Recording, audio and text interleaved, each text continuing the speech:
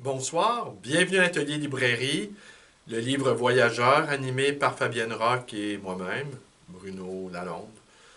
Nous sommes à Montréal le 7 février 2023. Alors, mon confrère et ami René Faneuf, sommes allés chercher des livres chez une journaliste amie, une journaliste bien connue, une journaliste émérite. On n'a pas eu le temps de dépouiller les livres en question, de les analyser, non pas de les décortiquer, mais de les jauger. Voilà. Et cette amie vit dans... C'est son quartier natal et c'est également le mien, c'est-à-dire le centre-sud. Centre-sud de Montréal, mieux connu jadis sous le nom du Faubourg Ramlas. Quartier qui s'est passablement gentrifié au fil des années, mais qui est à la base un quartier ouvrier. Lorsque ma mère y est née et y a grandi, c'était un quartier ouvrier. Un quartier ouvrier avec tout ce que ça comporte de, de communauté, d'entraide. Longtemps, sur la rue Ontario, il y avait une chaise de libre pour le quêteux, celui qui n'avait ni feu, ni foyer, ni... Et enfant encore, je me souviens de cette chaise vide, que je n'ai jamais vue occupée d'ailleurs, mais qui restait dans les mœurs. Communauté tissée serrée, communauté qui se rassemblait le dimanche à l'église Sacré-Cœur et qui palabrait sur le parvis de l'église.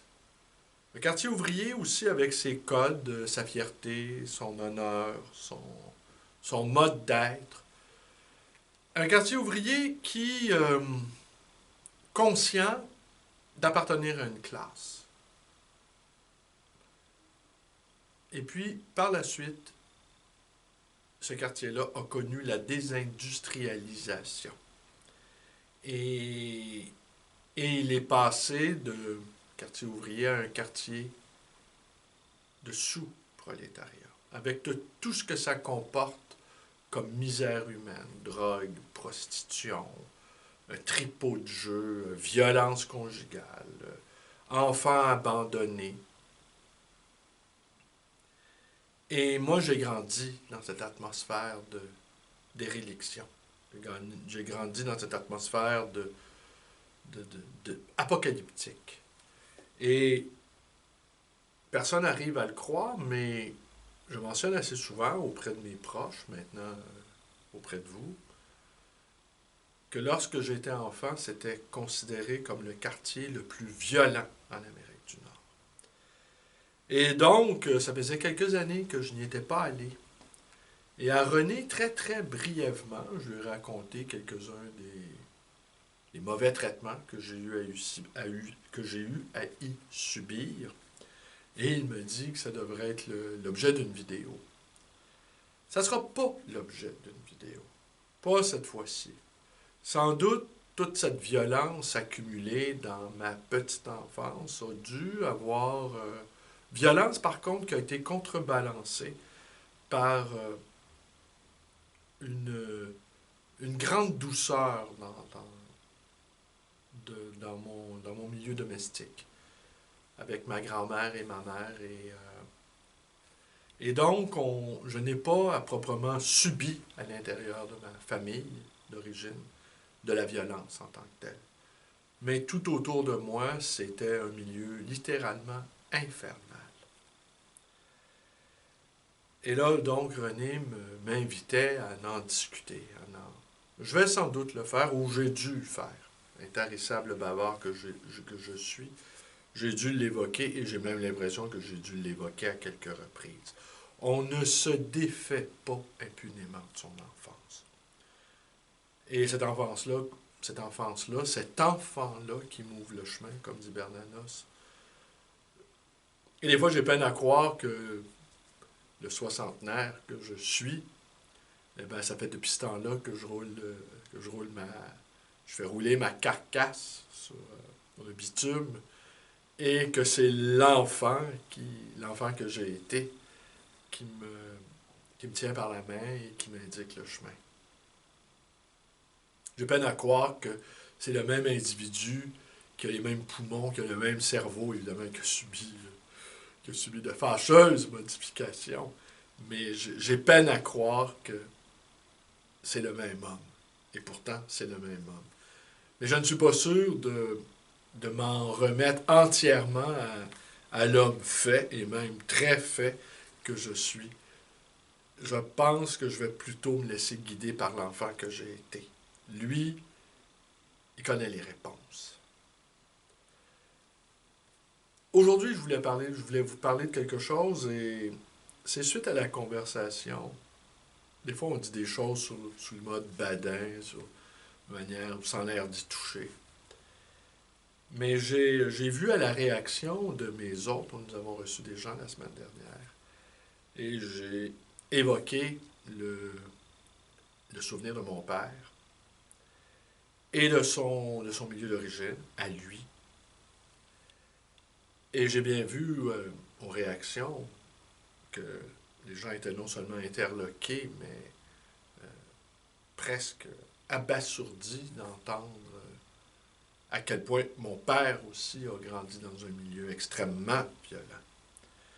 Et lui, par contre, de son côté, et là je m'approche vers mon sujet, qui sera la lecture de 2 ou 3 poèmes tirés de Sudbury, de Patrice Desbiens. Sudbury, précisément, où a grandi mon père. Et un court mot sur la famille de mon père, et maintenant mon père n'est plus non plus, et là je ne pourrai plus à lui non plus poser de questions. L'histoire, elle est scellée. Les zones d'ombre sont cadastrées. Et ce qui n'a pas été dit ne le sera dorénavant plus jamais dit. Et le silence sera une donnée dont je devrai, le silence figé, le silence ferme, le silence sans appel, fera partie de mon lot existentiel dorénavant. Mais un mot sur mon père.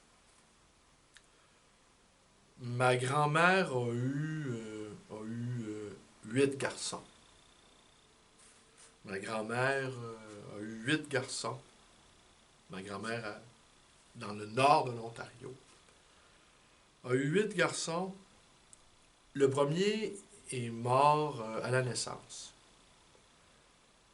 Et celui qui est venu après, on a jugé bon de donner le prénom de celui qui était né.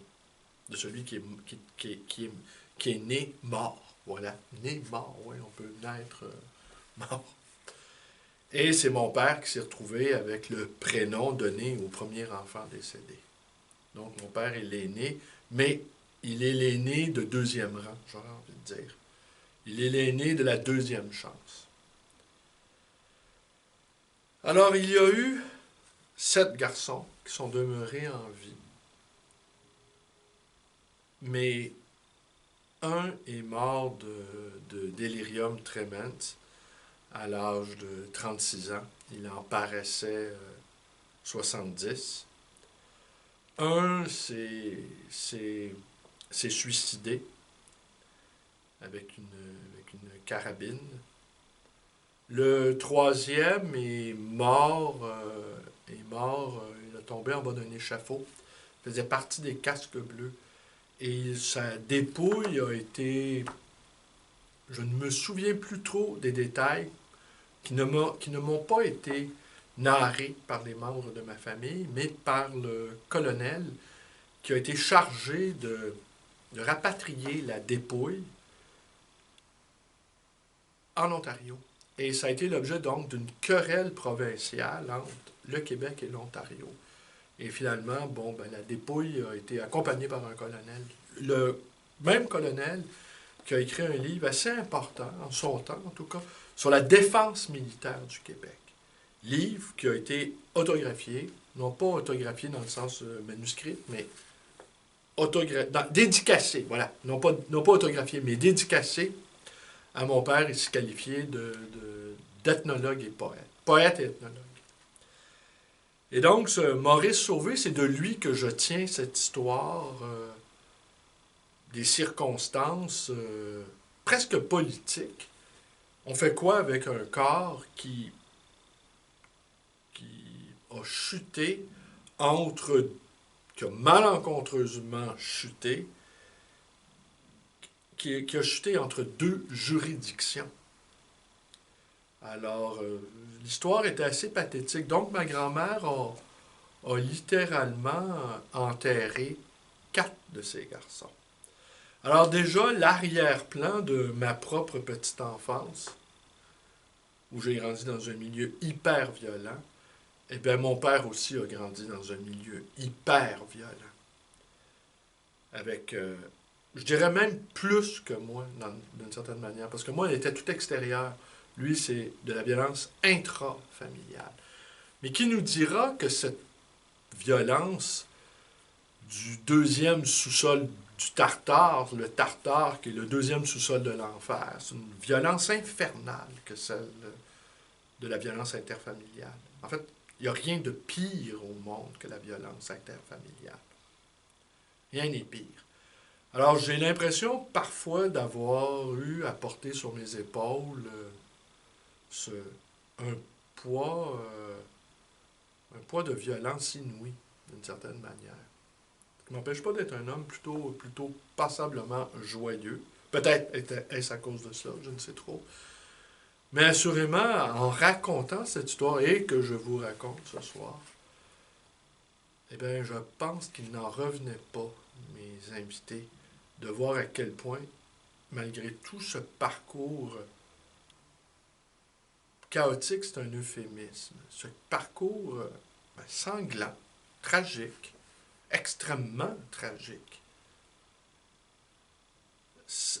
D'une certaine manière, ça a fait de moi un individu extrêmement résistant, mais d'une certaine manière aussi un individu extrêmement impitoyable, je dirais. Parce que en tout cas, ou qui peut manquer de compassion devant une certaine forme de souffrance qui ne m'apparaissent pas de la souffrance. Des déconvenus, des contretemps, des petites défaites, d'amour-propre. Et pour moi, par contre, lorsque mis en présence d'une véritable tragédie, oui, je compatis. Mais pour le reste, les petites misères ordinaires ne trouvent pas d'écho compatissant chez moi. Ce qui fait que je peux paraître insensible. Mais, alors je ne vous ai pas parlé des agressions que j'ai subies dans mon enfance, qui n'étaient pas d'ordre sexuel, mais j'ai vu quelques pédophiles ici et là, parce que les pédophiles étaient partout dans mon quartier. Les pédophiles, vraiment, c'était la lie. Hein? Le peuple n'est pas comme ça, mais un peuple privé de ses racines, privé de sa communauté, un peuple privé de ses amarres, un peuple lâché, abandonné en tout cas par ses gouvernements, abandonné par le monde des affaires, qui se juge si valeureux, eh bien, ça peut devenir un bouillon d'horreur dont on a peine à imaginer quand on vient de quartiers moyens, ordinaires ou même avantagés. Alors, Patrice Desbiens, Sudbury que j'ai visité une seule fois, en 1977, lorsque j'ai rencontré cette fameuse famille d'origine. J'ai vu mes oncles, les survivants, bien entendu, et ma grand-mère, qui était une femme assez exceptionnelle. Mon autre grand-mère maternelle disait de cette grand-mère, Simone, que c'était une sainte femme. Sans doute faisait-elle aussi allusion à la fois à sa résilience et aux nombreuses tragédies qui ont affecté son existence, sans dire que... et je ne dis rien, de ce mariage absolument malheureux qu'elle a fait avec mon grand-père. Et pour la petite histoire, je porte les prénoms de mes deux grands-pères. Et sur les photos de mariage de ma mère, où on la voit sur le parvis de l'église, avec au bras de son père et mon grand-père, au bras de son père, donc mon grand-père maternel, et mon autre grand-père. Et la différence entre les deux hommes, elle est saisissante.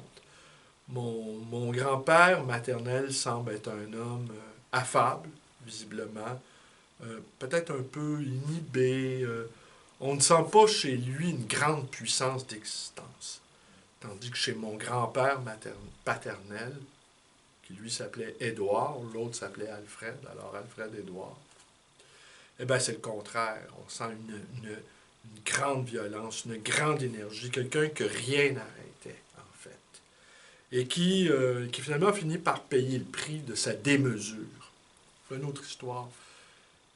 Et s'était fait beaucoup, beaucoup, beaucoup d'ennemis à Sudbury, car il allait rapatrier des travailleurs québécois pour les faire travailler dans les mines de nickel. Je ne sais si Sudbury a beaucoup changé depuis les années 70, mais lorsque j'y suis allé, cela ressemblait à une ville lunaire, quelque chose d'extrêmement gris.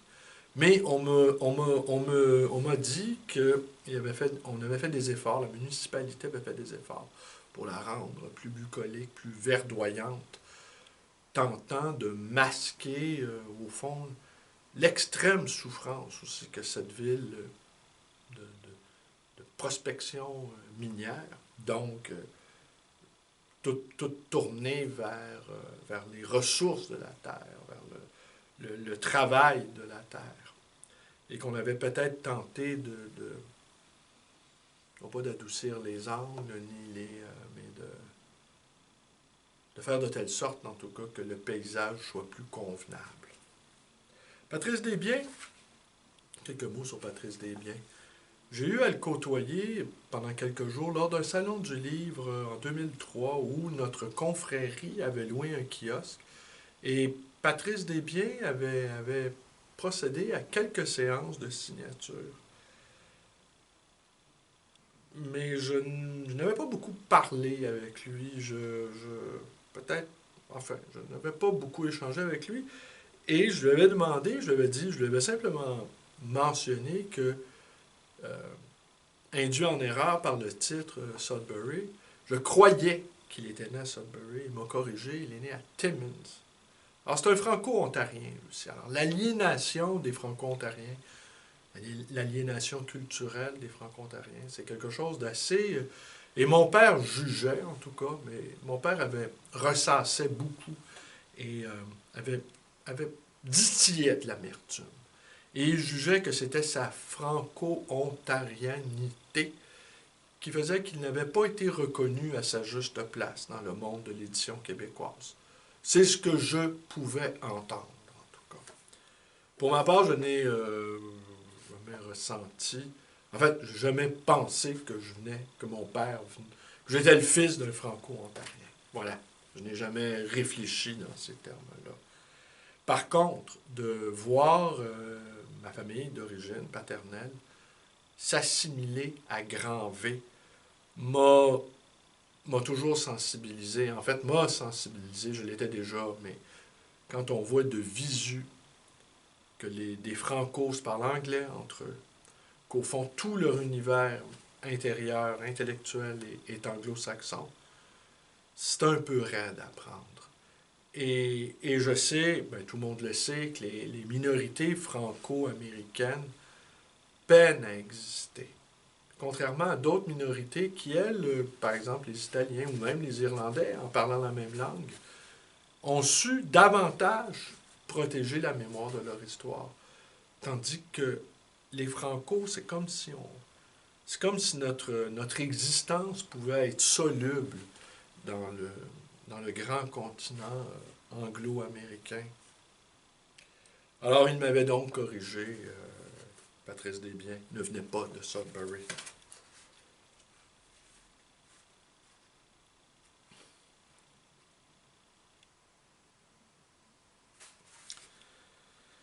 C'était un gars du Nord. On lui a dit, t'as pas de pays, t'as pas de pays, t'as pas de pays. Et le gars du Nord va voir sa femme et lui dit, ma tabarnak, ma tabarnak. Il lui donne une claque. Elle s'écrase comme un sac. Elle se replie comme une map. Ma tabarnak, ma tabarnak, ma tabarnak. Où est mon pays? Où est mon pays? Où est mon pays? Où est mon souper? Ma tabarnak, ma tabarnak, c'est tout de ta faute. C'était un gars du Nord. On lui a dit, t'as pas de pays, t'as pas de pays, t'as pas de pays. Ah ouais, danse. Ah ouais, danse. Danse, danse, danse.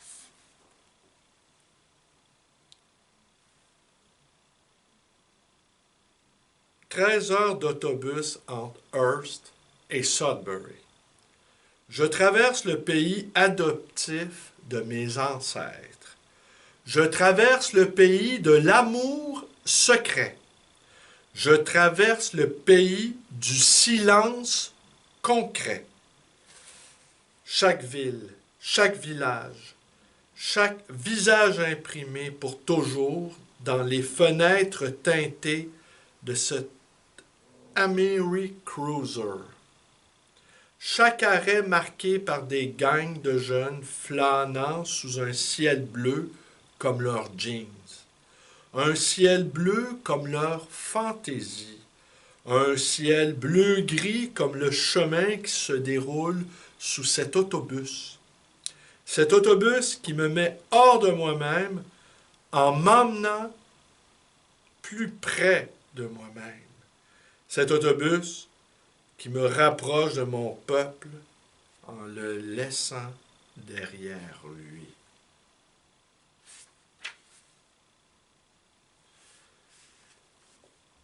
Les chansons tristes nous rendent lisses comme un soir de pluie.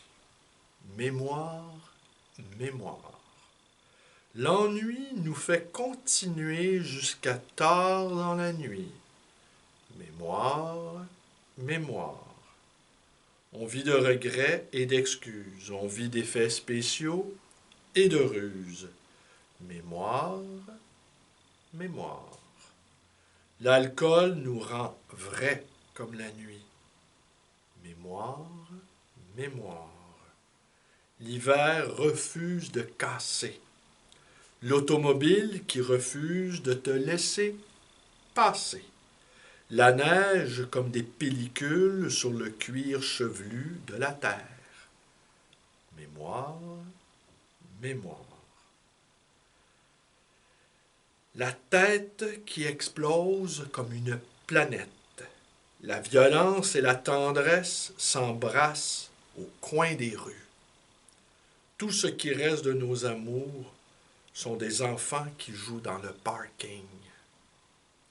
Tout ce qui reste de nos aventures sont une maison vide et une voiture. En 1972, c'était tellement plus facile. En 1972, on était tellement plus docile. Maintenant, il n'y a plus personne à écouter. Maintenant qu'on sait qui on est, personne ne nous reconnaît. Le temps raccourci. Le soleil se cache derrière un nuage de whisky. La rue Elm s'étend comme un fleuve sans fond sous le ciel anémique de Sudbury. On part de nulle part. On part de nulle part. Ce besoin fatalement nécessaire d'arriver quelque part. Sudbury, silence. Sudbury, silence. Sudbury, silence.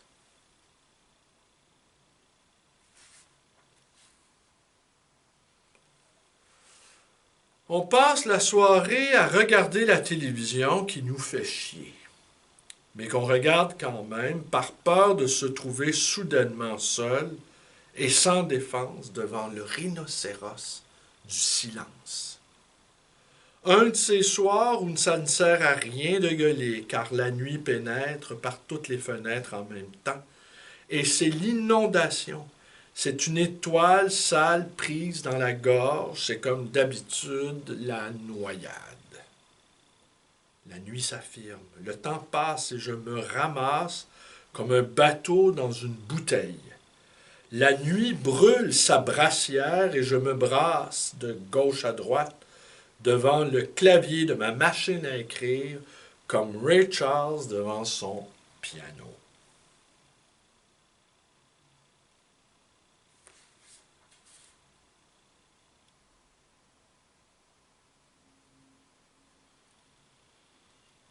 Ah oui, hein, c'est...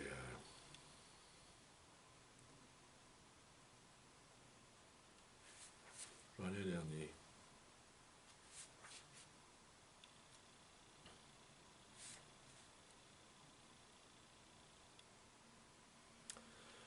La pluie me suit.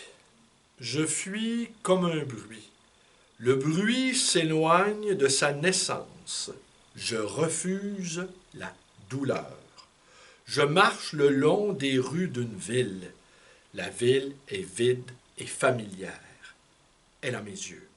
Les vitrines sont toutes brisées et les lumières sont toutes allumées. Des voitures encore chaudes dans les parkings de cette ville. Des banques pleines d'argent et les portes barrées. Je connais cette place. Je connais cette face. C'est l'hiver et la nuit se regardent dans la glace. Des lits vides dans des chambres vides. Des salons vides. Des télévisions diffusant que de la neige. Dans chaque maison, les miroirs sont parfaits et lisses, comme la folie. Je suis un citoyen de cette folie. Résidence impitoyable et permanente. Je cours comme un animal dans ma ville natale. Je ne peux pas partir et je ne peux pas revenir. Un petit dernier.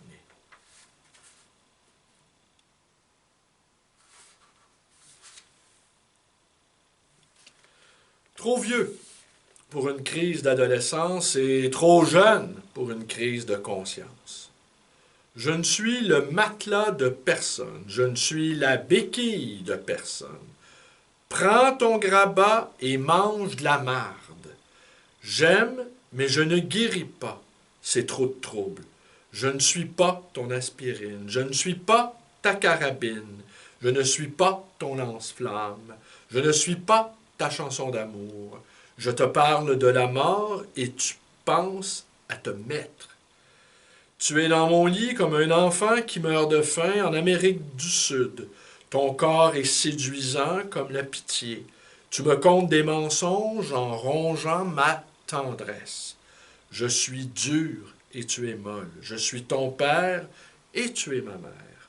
On s'aime sans oser se le dire et la lumière éclate de rire. L'autel après le dernier verre, il n'y a pas de logique à suivre. Je pense à ce que je vais faire de ma vie. Tu rêves à ce que tu vas faire de ma vie.